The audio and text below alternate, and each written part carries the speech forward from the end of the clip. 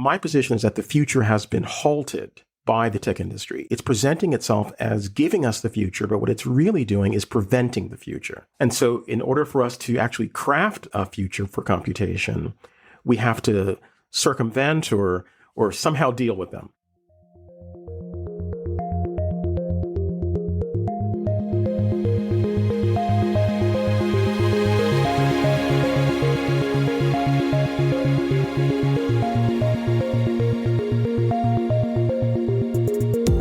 Welcome to Tech Won't Save Us. I'm your host, Paris Marks, and this week my guest is Dwayne Monroe.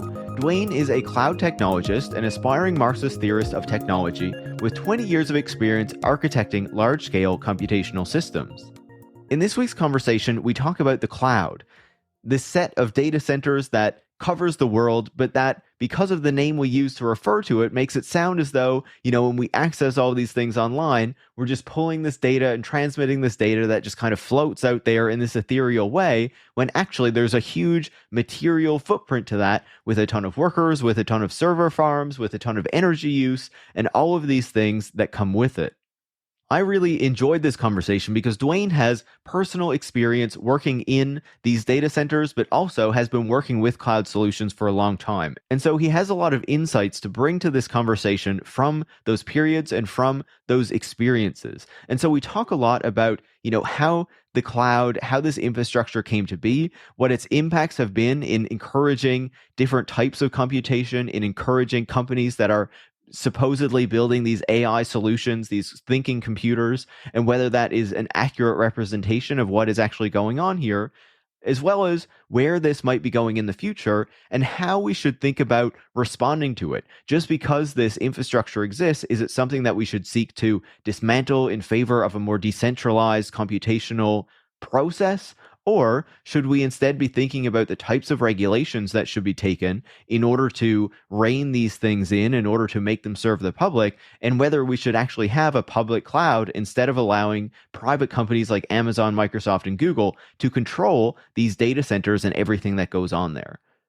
So I really enjoyed this conversation. I found it incredibly insightful, and I hope that you'll like it too. As always, if you like this conversation, make sure to leave a 5-star review on Apple Podcasts or Spotify. You can also share the show on social media or with any friends or colleagues who you think would learn from it. If you enjoy listening to the podcast every single week, all of these critical conversations about the tech industry, consider joining supporters like Michael from London and Caitlin from Los Angeles by going to patreon.com/techwon'tsave-us and becoming a supporter. Thanks for listening and enjoy this week's conversation. Dwayne, welcome to Tech Won't Save Us. Thank you very much. I'm really looking forward to chatting with you. I've been wanting to do an episode on the cloud because I think it is like this really important infrastructure that we maybe sometimes underestimate in its importance. And, I've been paying attention to your work for a while, and you had this fantastic article in Logic magazine recently where you looked broadly at the cloud and kind of the impacts that it's had, but then also look specifically and refer back to your personal experience in working in data centers and working with these technologies, implementing cloud solutions, all these sorts of things. And so I think that also gives us an important perspective when we are considering the impact that this technology and these systems have had. And so, to start our conversation, I was hoping that we could talk a bit about that kind of more physical, that kind of personal experience that you have in dealing with these things since you've worked in these data centers. So can you start by telling us a little bit about what it's actually like in those spaces? Yeah, of course. So first of all, let's define what we mean by data center. A data center is a warehouse, essentially, where computers known as servers, which are like people's home computers, their laptops and what have you, but just more powerful, more memory, more processing ability, and so forth, are concentrated together to provide a service. And other equipment is collected with those servers, such as storage equipment and cooling equipment, which is absolutely necessary because computers generate a tremendous amount of heat because they're quite wasteful, actually. There was a recent paper, I think, from Intel that talked about how wasteful computation actually is. Like, we're not really getting all of the computation for our buck, so to speak. But anyway, when I started my career in the 1990s, one of the things I had to do was, as we said, rack and stack these servers. What does that mean? Well, that means that in the case of a large company, such as a pharmaceutical firm, that had a massive data center, like the size of some people's suburban cul-de-sacs or bigger, servers would come in from Dell or Compaq before Dell and IBM and even Sun Microsystems back in the day. And my job was to take that physical equipment and put it into racks and wire it up for a network connection to the corporate network and to access to the internet eventually, and make sure that everything was properly balanced, and work with the cooling engineers to make sure that the cooling balance was good. And so it was a very physical activity. And often you would hurt yourself, as I mentioned in the Logic magazine article. You would cut your hands, your knees would hurt because you were like on your knees having to rack these things, and the rooms are quite cold. And because, as I said, they have to be. And so there was nothing ethereal at all about working with these systems. And today, when we talk about cloud, we're still talking about data centers like Microsoft and Amazon and Google. This is what they've got. They've got data centers and they're just renting out access to the computing and the database capacity. But behind the scenes, there are people doing today what I was doing earlier in my career.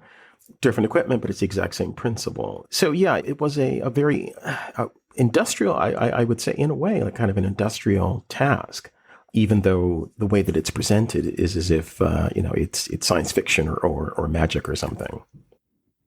Yeah, no, I thought it was really fascinating to get that description of the data centers and of like what that work was like. And there are a few like points that stood out to me. I think the first, like when you described how, there were injuries that came of this work, how it was kind of like a factory in a sense, like a factory of computing, and how the space was really cold. Like when we think about Amazon as one of the main cloud providers with the Amazon Web Services, AWS, it almost seemed similar but different in a way to its warehouses, like this industrial scale, really large. People are getting injuries. Obviously, it's a very different type of work. But then in the case of the data centers, it has to be kept really cold for this computing. But then it seemed like in the warehouses, Amazon keeps it particularly warm for the robots that are in the warehouses there. Yeah. Or I'm not quite sure what they're about there, like what the actual technical explanation for that is. I've always suspected that it's because they don't want to have the expense of actually properly cooling such large warehouse spaces for the people who work there, and that some of the robots that they use have probably a higher tolerance for the heat, or perhaps they even have cooling rooms for them. It wouldn't shock me at all if they did something like that, like the very limited capacity robots, because they simply move things from A to B. They can't actually do the warehouse work. Try as they might to make that happen, it's not actually possible. But yes, in the concentration of computing power in a data center, cooling is absolutely necessary, because otherwise the machines would burn themselves out. And fire was, of course, a concern because that could occur. And earlier, there was a method for suppressing fire called halon gas, which I do not believe is in use anymore. It's been replaced by another gas that's not quite as injurious to human life, because with halon was dispensed, it would take all the oxygen. I believe it would convert it to nitrogen. I could be wrong about that. It's been a number of years. But I think it would actually remove the oxygen from the air, therefore making fire impossible. And one particular evening, and of course it probably was a Friday, because everything seemed to happen on Friday when you wanted to go out. There was a false fire alarm, and the gas started descending, and my manager just grabbed my shirt and just dragged me out of the room as these doors. I mean, it was like a movie with the lights, the klaxons, and these giant doors closing, and the gas just descending, and yeah. So as I said, nothing ethereal about that at all, because we quite literally could have died. Yeah, no way. Like in a data center, just asphyxiated, And like, for most people using the internet, even unknowingly interacting with these data centers, and now like, the cloud computing, which are just bigger data centers really, you would never know that something like that actually happens in those spaces. That's precisely right. And that there are people, looking at screens and so forth, monitoring. There's an area of work called site reliability engineering. And one of its tasks is correctly architecting a solution or a system so that it's resilient against a failure, but also monitoring. So there are people just burning hours of their lives, just making sure these systems continue to function. And although, I no longer do that, I moved my career into the more abstract area of it, but I know that's happening. Like when I connect to, say, an Azure interface and I, create solutions, I know that behind the scenes, if I spin something up, that, it's happening in a data center, and there are people actually behind that curtain. Like it's not, even the term cloud is quite hilarious because it's obviously designed as a marketing hook to make you think that there's just this glowing thing that's providing this computational service, right? So yes, it was boring work, but also in some senses quite interesting. And I also had a chance to see the scale at which computation can occur, because the consulting firm that I worked for in those days, their focus was on Fortune 500 and 1,000 firms. So the data centers that I worked in were like really just quite big. I mean, one of them, I actually helped to build it from the ground up. Well, not the building, but, like turning it from a giant empty space into a data center. And we would ride our bikes around before all the racks were in place and all the servers were delivered on pallets, giant trucks. We just ride our bikes around, because there was so much space. And before the Liebert, which is the name of a company that produces these massive cooling units, before they were in place, and it was just normal air conditioning, we just ride our bikes around. But within a few months, it was just filled with like hundreds, if not thousands, of computers, just humming away. Yeah, it's quite different from what you're describing. But one time I helped set up a Best Buy store, and like I think it's just like weird to see these like large kind of warehousey spaces. Obviously, a Best Buy store would not be as large as a data center that you're talking about, but just like, empty and then slowly being like filled in with the various, I don't know, objects that fill it up. Yeah, with stuff, exactly, all sorts of things, and So that is the background, and then that is what informs my view. And I think that also is what prevents me from being, well, as I've said in other conversations, from being fooled. This applies even to things that seem esoteric, like machine learning or what have you, or GPT-3 or DALL-E or what have you. I'm seeing data centers. Others see, artificial general intelligence is on the way. But what I'm seeing are computers in racks generating heat. And that's why my question is always, okay, fine, the mathematics is interesting. You're not producing intelligence, but the mathematics is interesting, as even Chomsky would say. But tell me what's going on in that data center, because that tells me what the actual cost is, what the power consumption is, the industrial process that informs what you are presenting as this ethereal, again, science fiction-y kind of thing that you've built. I want to get to some of those questions, but first I do want to just talk a little bit more about your experience in seeing this kind of transition play out. And in particular, in your article, you talked about how these companies, some of them at least, had no cloud policies, at least in the early days as cloud was emerging.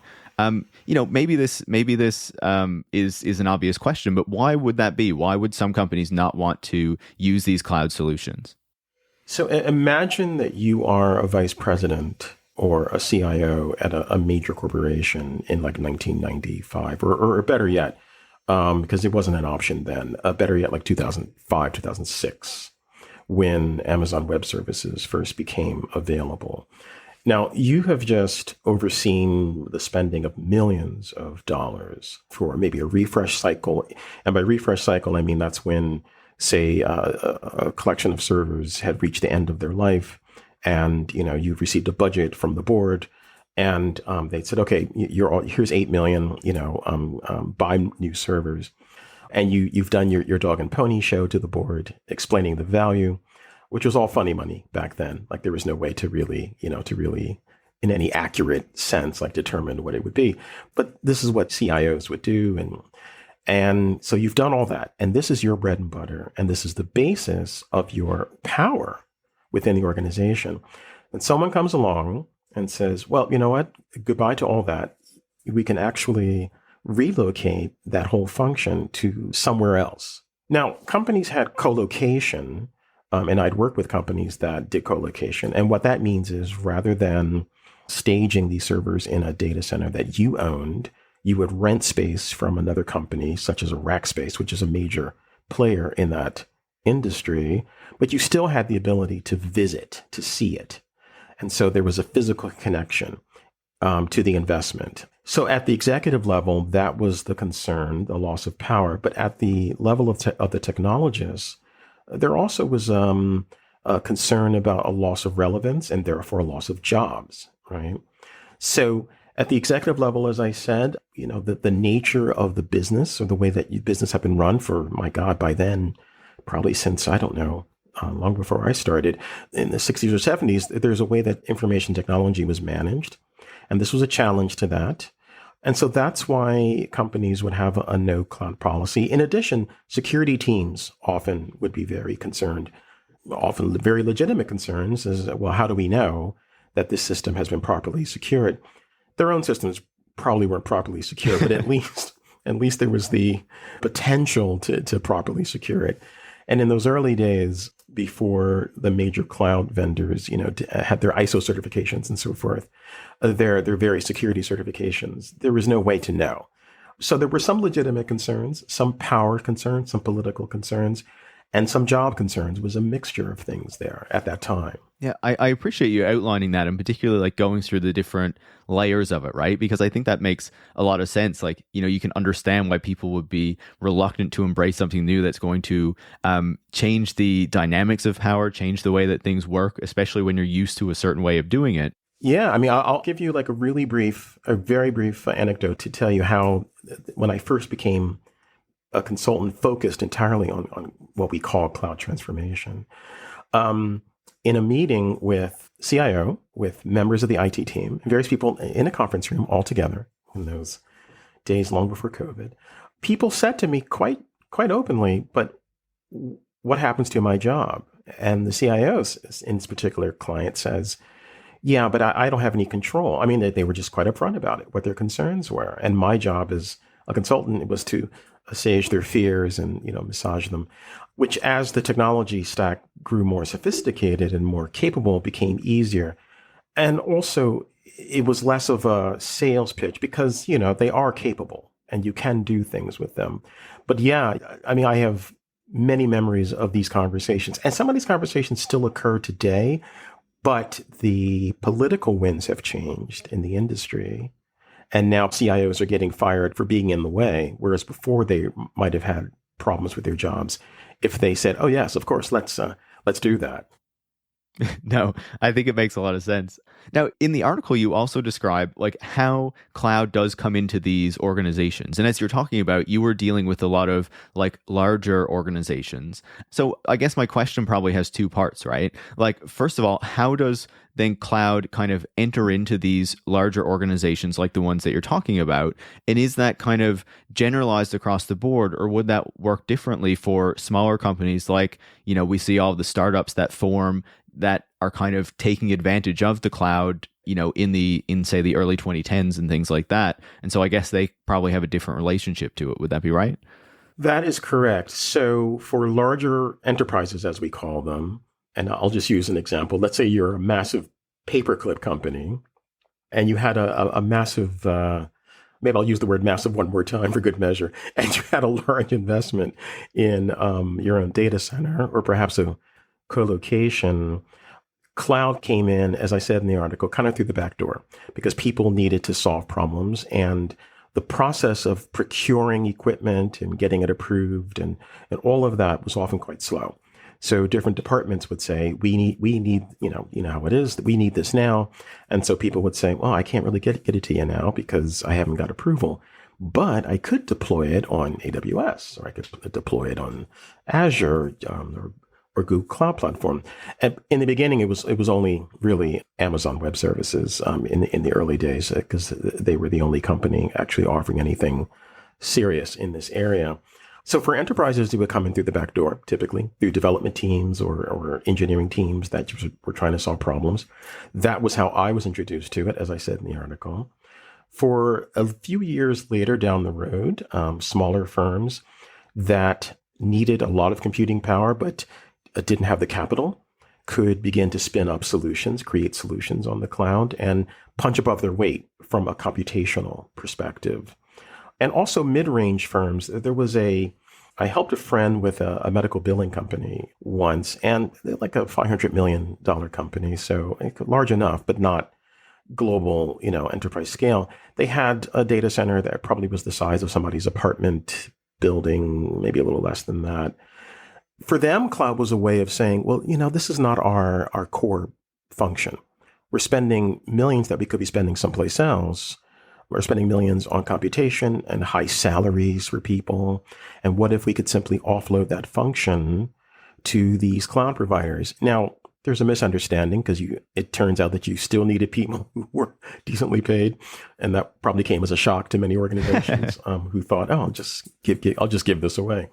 But at least they no longer had to worry about ordering servers and having data centers of any type or doing a co-location contract or any of that. Today, however, I would say the mind space has changed dramatically, as I said. And so CIOs of large organizations are expected to have a cloud strategy. Startups, of course, the use case is still exactly what it was in the past. Many of the so-called machine learning or AI startups that are spinning up all kinds of nonsense, 10 years ago, they would not have been able to do that because they would have had to have made major investments in computing equipment they could not have afforded unless they got like $1 billion in round A funding or something. So that's an impact. And the mid-range firms, the value proposition, as they say, for them is absolutely being able to have the service that they need without the overhead of having to manage the actual hardware. Yeah. No, I think you can see why that happens. And I guess I wonder, are there many large companies today that would still have their own data centers? And by extension, does the, economy of scale offered by, something like AWS or Google Cloud kind of reduce the cost of, managing your data or whatnot if you move it onto one of these cloud platforms rather than having your own data center? You see, the answer to that is no. In the beginning, the sales pitch was, if you do this, and by this I mean, get rid of your data center, move everything to a public cloud. And there's a distinction made between what's called a private cloud, which is something that you would build within your own data center using a technology such as OpenShift, for example, which is a platform that allows you to create an abstraction layer to the computing power that you have in your own data center. Yeah, the sales pitch originally was, if you move everything to a public cloud, it'll be instantly cheaper. But this is not true. So I'll give you an example. One of my clients in the past had 3,000 servers in their own data center hosting databases. They were a rather large fashion house. And so they had a pretty massive investment in databases, both for tracking what's happening in various stores around the globe and various other things that they did. They were convinced by one of the major cloud vendors to move everything to their infrastructure. It was Amazon, as a matter of fact. And their bills went up. And the reason is because with cloud infrastructure, you are billed for everything. Everything is a trackable metric that generates a cost. Now, on the positive side, you can track those costs. You can see them in real time, which is new. That's something that isn't possible with on-premises, as we call it, data center resources. You have to, what we used to call sweat the assets. You'd buy it, and then you'd have to just use that equipment for 5 to 10 years because, the company made the investment. With cloud, you can see that, I'm spending $3 million a month, for example, and I see exactly how that's being generated. So not instantly cheaper, but it is possible to be cheaper through a proper architecture. But it is also possible to move at greater speed. And this gets me back to what I was mentioning a little while ago about these AI startups, right? So they can just spin up using the services. I'll now use Azure Cognitive Services because I know that quite well, which offers, language models and text to speech and all these various services as application programming interfaces or APIs. That is to say, as services that you can plug into and just consume as a utility. So this gives them the ability to operate in a way that they could not have done earlier. And so for them, for companies in that space, it's possible to not necessarily be cheaper, but because they don't have the overhead, they can offer a service more rapidly and then reach profitability at a faster pace. Yeah. So a number of benefits. Move faster. You can take this part of your business that is not core to your business away from, like, have someone else manage it who, theoretically is better at doing that. And you can also have access to these tools and these kind of applications that you wouldn't have just on your own kind of programs. That's right. I mean, even earlier in my career, only the very largest of organizations, like I consulted over a decade ago at a power utility in Philadelphia. And I mean, that company, of course, had access to an Everest of capital. And so they wanted to build on-premises a system that allowed them to determine what the power consumption forecast would be for the Eastern Seaboard, because Philadelphia is part of the grid and generates quite a bit of power, actually. And I think it's called, in North America, I think it's called PJM. And so they had that money. But if we started a little company, we wouldn't have had that cash, right? But today, we could start up a little company and said, well, we'll do this analysis for you. And then rather than having to invest in all this extremely expensive equipment and having to house it somewhere in a data center, we can simply maybe hire some developers, and then those developers can plug into the APIs I mentioned of the analytical services made possible by the cloud provider. So I guess I'm starting to plan the Tech Won't Save Us AI startup right now. But I think that gives us really good insight into, how these services kind of rolled out on the end of these companies and kind of experience from, the perspective of people who are in these companies. I would like to zoom out, and I think it'll allow us to talk a bit more about the AI startups and things like that as well. But I want to kind of go back to the moment that cloud services emerge. Like, what are the companies, we've already talked about some of them, obviously, but I guess just to kind of lay it out for people, what are the companies that are leading this? And what is the moment when these technologies, these solutions really start to be made? Like, why does this happen? So the story is told that Amazon was the first, and that Amazon had developed a method for abstracting computer services internally so that they would be able to fulfill their own needs for their growing need for computational power. And that they had developed a method internally for offering that as a service, so that if your line of business needed computational power for whatever purpose, that rather than you having to order your own servers and then have it the requisition for it to be added to Amazon's data centers and so forth, that you would simply have your developers build against this computational infrastructure that was commonly available. And at some point, it said that Bezos, who knows, but someone within Amazon said this would actually be something that would be interesting to customers. The first service that they offered is called, because it's still available, S3, which, as I recall, stands for Simple Storage Service. So storage located somewhere else. Now, it may seem strange, like, well, why is that important? Well, the reason that's important and would be compelling to people is that one of the chief problems for applications is, where do I store my data? Obviously, you have databases, but there are other types of things or objects that you may need to store, images and other types of things, files. Like, let's say, for example, if you're pulling up a record, that record, could be stored within a database, but it also could be stored in a separate storage container, electronic storage container, for those who aren't familiar. So Amazon, by offering this service, created something that became instantly attractive to developers, because they could say, I can develop my application. Now, at the time, it might still be on premises mostly at the computational layer, but I can point it towards this storage that was elastic, that is to say, could expand with my needs. So rather than having to go over and over and over again to the till or hat in hand to management and say, oh, well, I thought we only needed $2 million worth of storage, but it turns out we need $5 million worth of storage, you could simply continue to use this S3. So it was a clever move on Amazon's part because that did become the hook. So that when you added other services such as Elastic Compute, or as it's known now, EC2, which are virtual machines, which just means that it's just a virtualized version of the very servers that I was talking about at the operating system level, which is what controls the computer. When you offered higher level services, now you had the foundation, which was storage.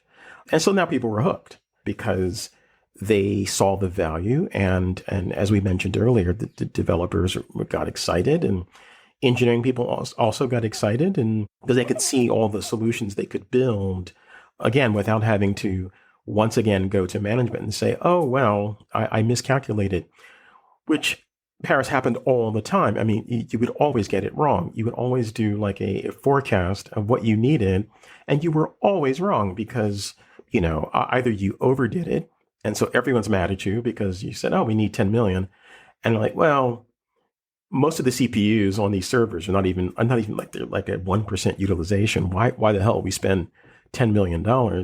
Or you didn't do enough. And this comes up in my article on Logic, of course, right? Where this particular company, the book ordering system fell down like every year because there just wasn't enough hardware capacity to meet the need, and people yelling and working late and all sorts of nonsense going on. So the solution to that problem was to have the storage and then to have those higher level services. So Amazon was first. Microsoft had what they called Windows Azure service, which Steve Ballmer, who was the CEO at the time, man who some geeks might know as a dude who likes to scream a lot, one of the early managers and executives at Microsoft during the Gates days. Windows Azure, which it was just Microsoft Windows Server. And they weren't quite serious about it. But then under the leadership of Satya Nadella, they became extremely serious about it, and then it became a contender. Google came in third with its Google Cloud Compute, and they decided to turn their attention and their resources to building a competing infrastructure to what Amazon and Microsoft had done. And those are the three major players. Now, there's also Alibaba in China. There's Oracle, which has, it pains me to say because Larry Ellison is a sinister character, but Oracle's database service is actually useful to people. IBM has a cloud service, which everyone makes fun of. So there are various companies in the space, but the three major players from North America would be, in order of dominance, Amazon, Microsoft, and Google. And would it mainly be that, Amazon kind of pioneered this because they saw it was something that they needed internally and then decided to spin it off as more of a public-facing business as well? Or, rather it's still within Amazon, but, to offer it as a different service beyond their kind of e-commerce platform? I think so. But then I guess when it comes to Google and Microsoft, were they basically just seeing that and saying, oh, wow, this is working for Amazon, we need to copy it? Or was there like a different sort of set of motivations there? Yes and no. So with Amazon, yes, they definitely benefited from, the first adopter effect, or the first one out of the gate effect. And then they did, to be fair, they did actually, offer a number of services, as we said, that were quite compelling, like the service primitives, as we geeks say, that were quite compelling. Microsoft fumbled for a bit in the space, particularly when Ballmer's vision was just to have access to versions of Windows servers, in the cloud. But then when they realized under Nadella, that, well, actually we have a pretty powerful story, as they say, to tell, which is Microsoft still dominates in the corporate data center. They still dominate on the corporate desktop. And companies, like here in Europe, I think it's 70%, companies have a very deep investment in Microsoft. And so what Microsoft's strategy became was, what can we do to, our story, Microsoft's story would be, their marketing hook would be, you already know us from your on-premises, your data center. Now we can take that into public cloud. And that's why their products, such as, more recent versions of Windows Server, are quote unquote cloud aware, so that they can immediately take advantage of, in the case of Azure, it's blob storage, which is the equivalent to Amazon's S3. And so they totally retooled their offerings, to be quote unquote cloud aware. So that became their selling point for corporations. And Google focused on what they consider to be their sweet spot, which is analytics. So although they offer some of the other services that their competitors do, it's services such as BigQuery and other like database and analytics focused offerings that have become, I think, the most compelling use case for many organizations when it comes to Google. And for some of the largest customers I've had, there's been a multi-cloud strategy, but not one in which a single application spans multiple clouds, but one in which it's the right tool for the right job. So Microsoft Azure is used for core services, Amazon is used for customer-facing stuff, and GCP is used for analytics. And those bills are insane. But yes, I've seen that with some of the largest enterprises. I've seen and actually designed solutions that use that strategy. Yeah, I guess then you have like some degree of security is not the right word, but I guess redundancy and stuff, using different clouds. And to some degree, although there's a fallacy that it's a method of preventing. One of the things that people talk about in this industry a lot is lock-in, right?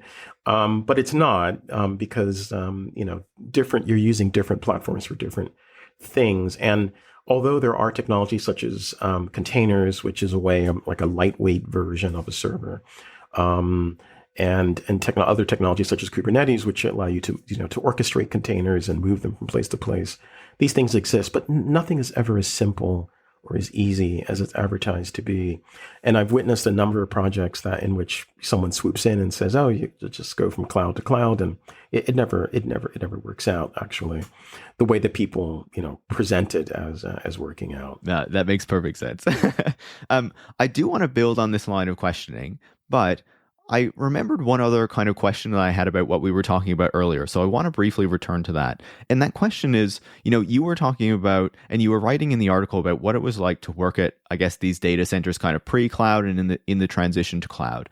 As these data centers become larger, as there's more and more focus on these cloud data centers, these massive data centers controlled by Amazon and Microsoft and Google, how does that change the work in these data centers when you go from, say, a data center that's controlling the work for one Fortune 500 or Fortune 1000 company to working in one of these data centers that are part of this cloud infrastructure that are these, massive sites for computing? Like, what is the difference there? Yeah, obviously the scale is much greater. I mean, the largest data center I worked in was for a pharmaceutical firm. And they had more than one. They had multiples and actually spread across the United States, and one in Madrid, which I had the pleasure of visiting. But even so, not as large in scale as what these three companies have done. They have spent many billions of dollars year on year to expand their data center footprint. If anyone can just Google, for example, AWS data centers, and you'll see this big map, or Amazon, or Azure or GCP. And you'll see maps, across the globe showing where these data centers approximately are. And so for a site reliability engineer and for a server engineer in these cloud data centers, of course, things are much more tightly controlled. And as I said, they're much larger, and they don't use computing elements the way that we did in the data centers in the 90s and early 2000s, whereas we would get like an entire server with, fans and memory and so forth from Dell or from another company, and then rack and wire it up. They using computing elements distributed amongst, they still use racks, of course, but they use computing elements in a proprietary configuration to save space and to be able to cram as much computing power into the spaces as possible. All the principles remain exactly the same. However, it's just a change in scale, and the fact that, of course, they are serving many, many, many customers around the globe. Whereas, like, for example, the pharma that I worked for, well, it was them. They owned it all, and all the computing power was for their purposes, no one else's purposes. Whereas these cloud providers, they become kind of the all roads lead to Rome, there's multiple rooms, but all roads are leading to, to them, right? And so they have a scale of complexity, a scale of concern about security, both physical and digital security, concerns about power. It is not an exaggeration to say there'll be orders of magnitude greater than even though it's the same principles, but orders of magnitude greater than what I was doing in the 90s and early 2000s. Yeah, which is why they are known, the category of computation that they fill is called a hyperscale. And how does this hyperscale, how does this movement to cloud computing, to these major data centers controlled by Amazon, Microsoft, and Google, like benefit these corporations and, I guess enhance their power over computing, over the internet, over what we do online?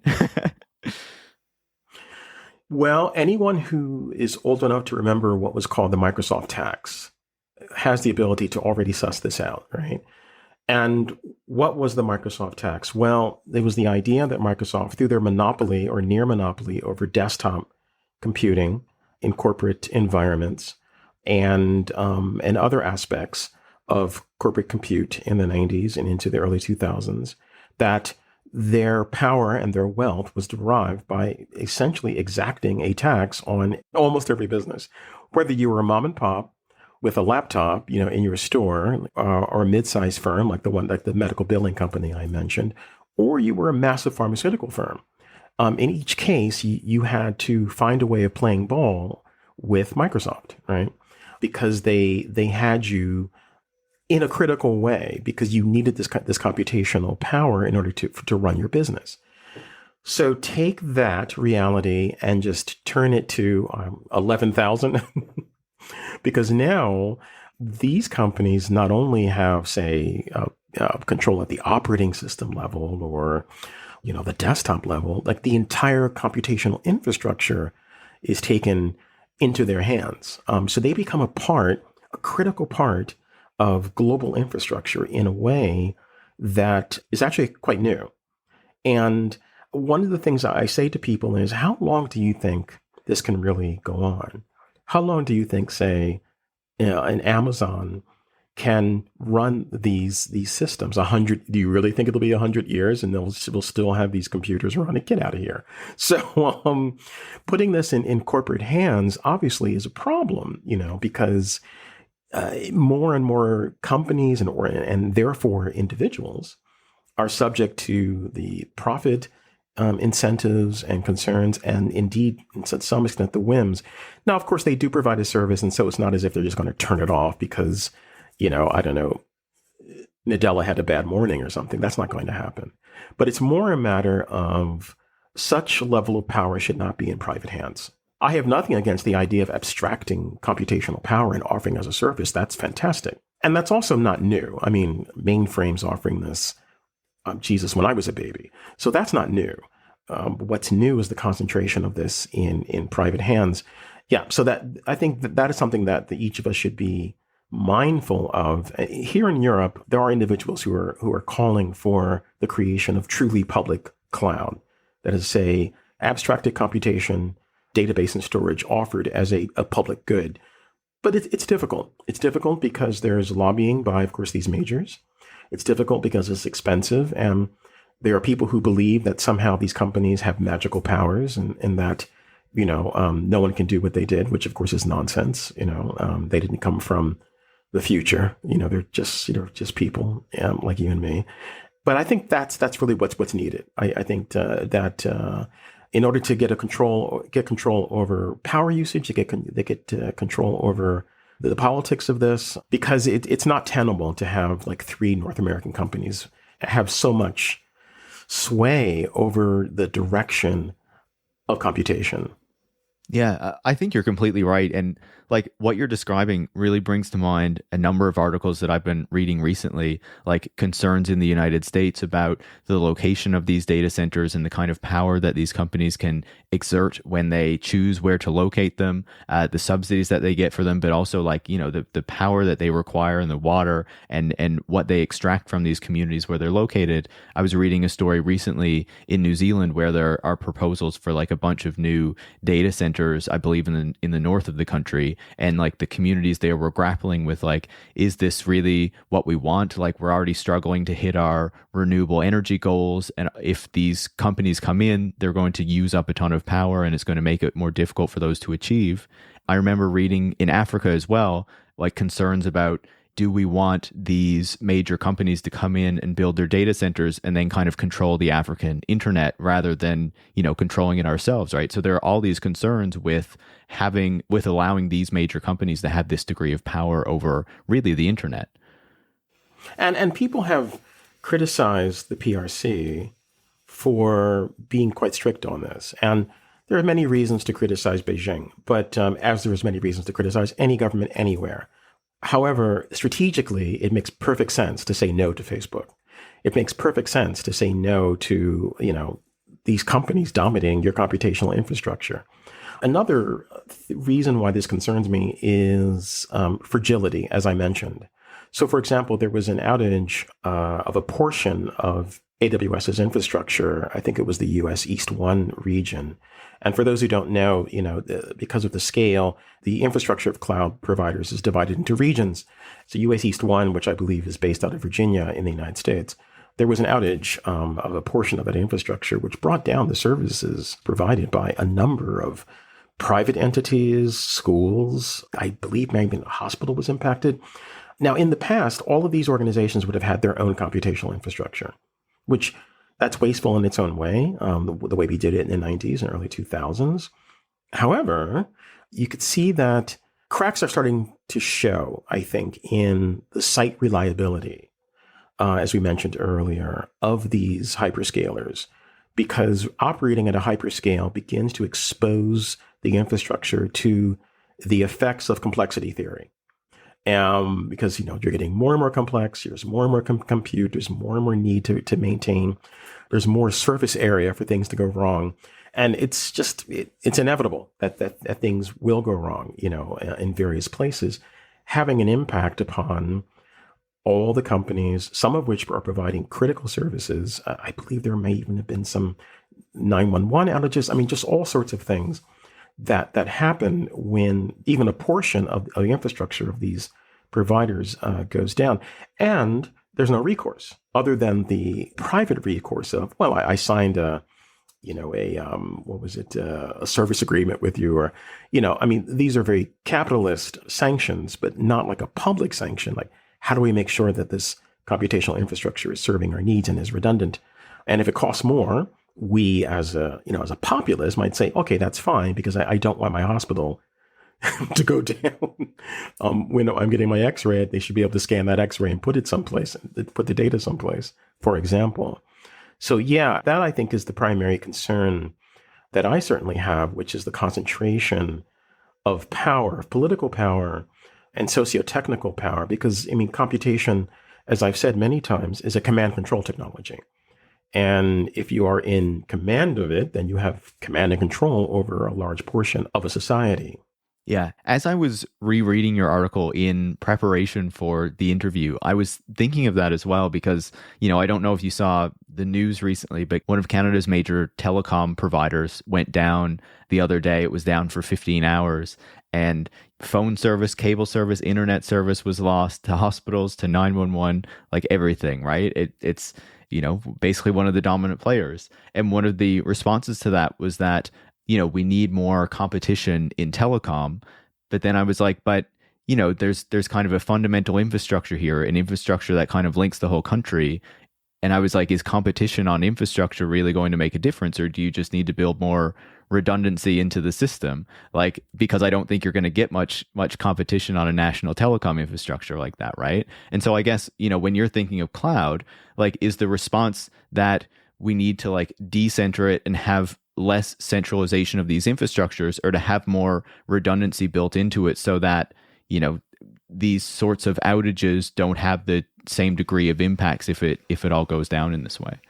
That's a technical matter, and certainly those companies do whatever they can, because obviously they don't want it to go down. It's just happening because failure is an emergent property of complexity, right? And it's just inevitable that it would happen.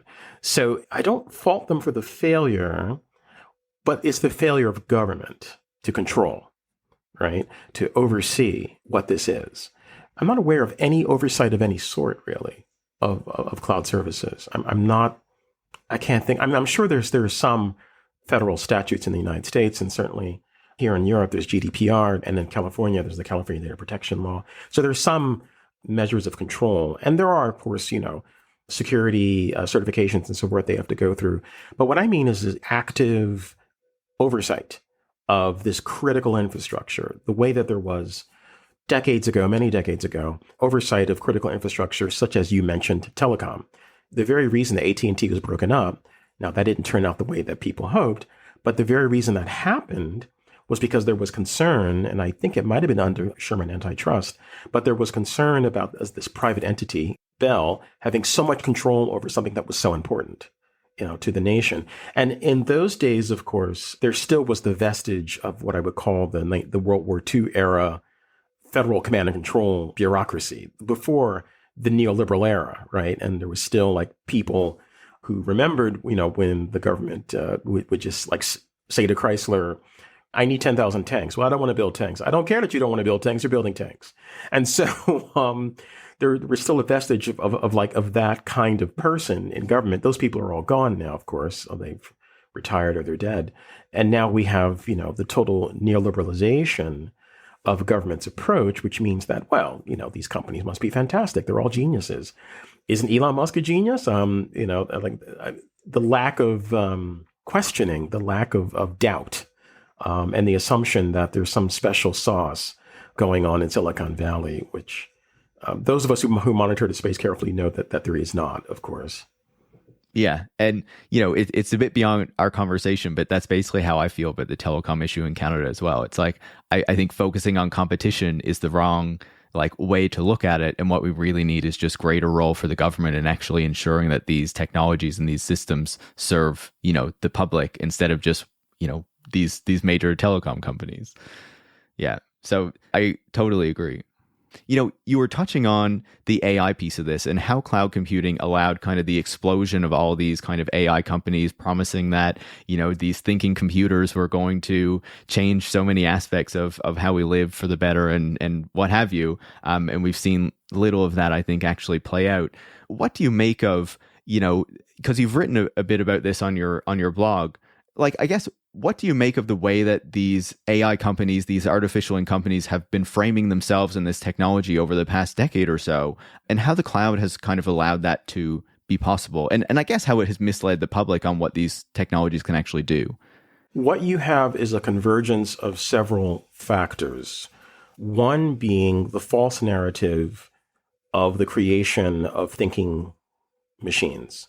The other being the false narrative that the systems that are being deployed are flawless, as happens with, say, facial recognition or companies coming out and saying we can detect who's cheating on a test if they're taking a test through Zoom or Teams or what have you.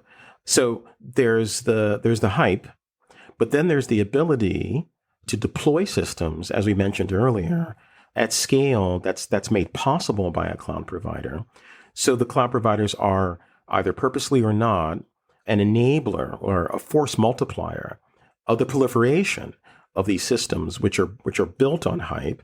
Then there's the gullibility of, not just government, but corporations, because the atmosphere that we're in which people believe that these systems are flawless and that we are further along than we actually are, sort of acts as a kind of cultural sales pitch for these companies. And also the fact that governments and companies are looking to trim their headcounts, right?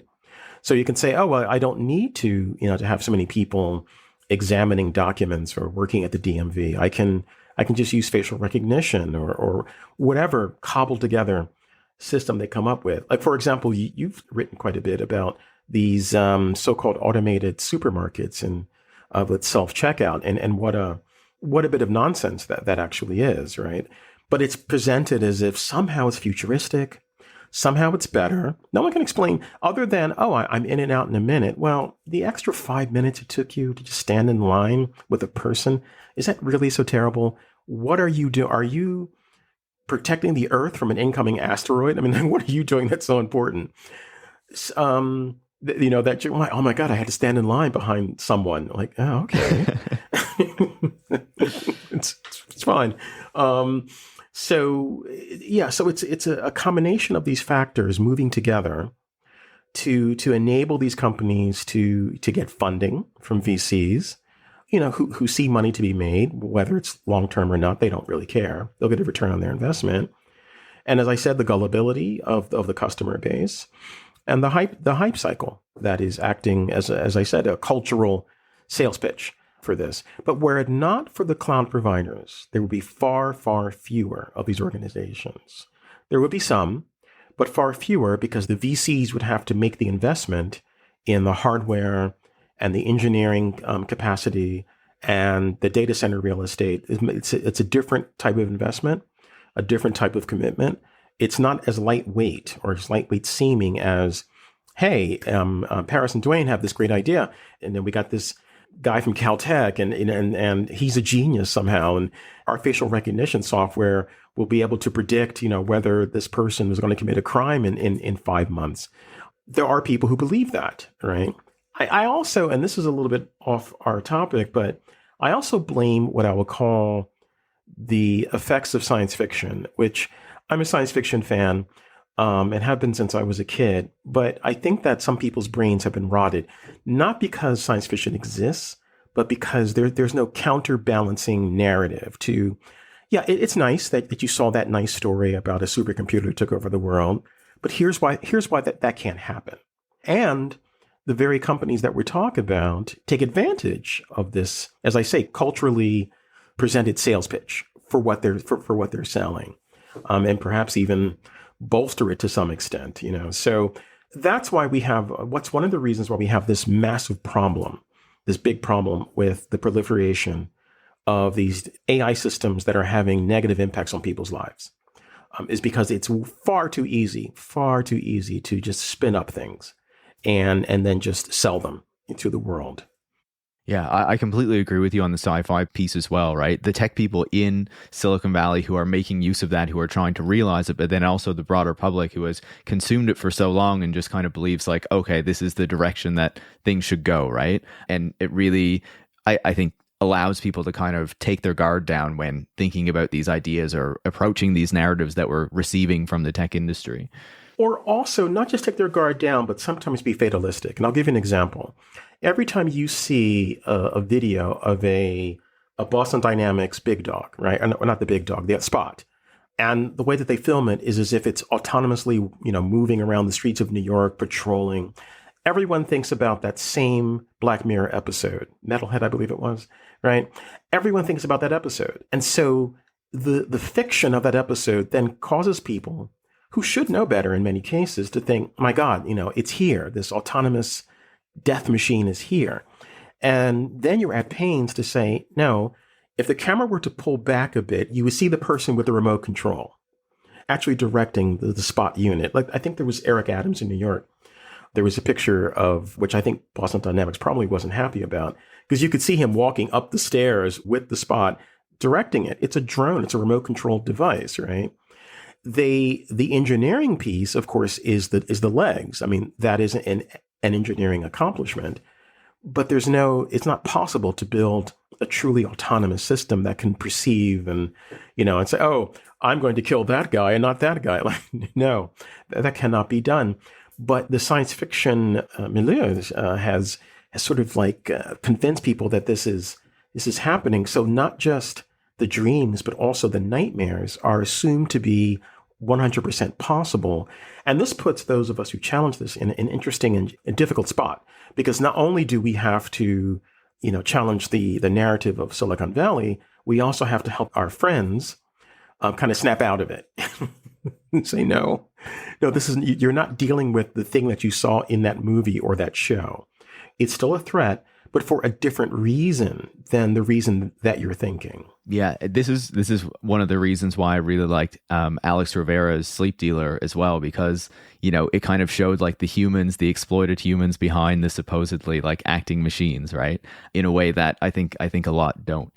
But like on that question about futures, I feel like one of the elements of the futures that some of these tech companies are selling us now are really dependent on this massive scale up in computing power that they assume or would want to happen, and that they want to realize. Like they want more and more of this computing, for more computing to govern more of our lives effectively, right? And you can see this, I think, with streaming video, streaming media, how that has required a lot more computing power in recent years, and how there's now a push for streaming video games, which are expected to account for a lot more, and Facebook's vision for this metaverse that would require this massive expansion in computing power. I guess, what do you make of these visions by these tech companies for these kind of futures, or to have us even more subjected to all of this computing power and the increased requirements for it?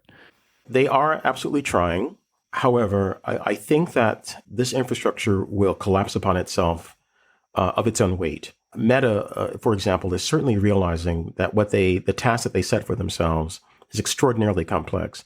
And you may recall, and I did mention this in I think a piece that I wrote for my blog, that Intel executive did actually a quite good technical breakdown of why the metaverse, as described by Meta, is not achievable with current technology, and the amount of new computer equipment and computing equipment of a different type that would be required, and the scale that would be required. And all that someone has to do is to ask themselves a couple of basic questions, like the Oculus Rift.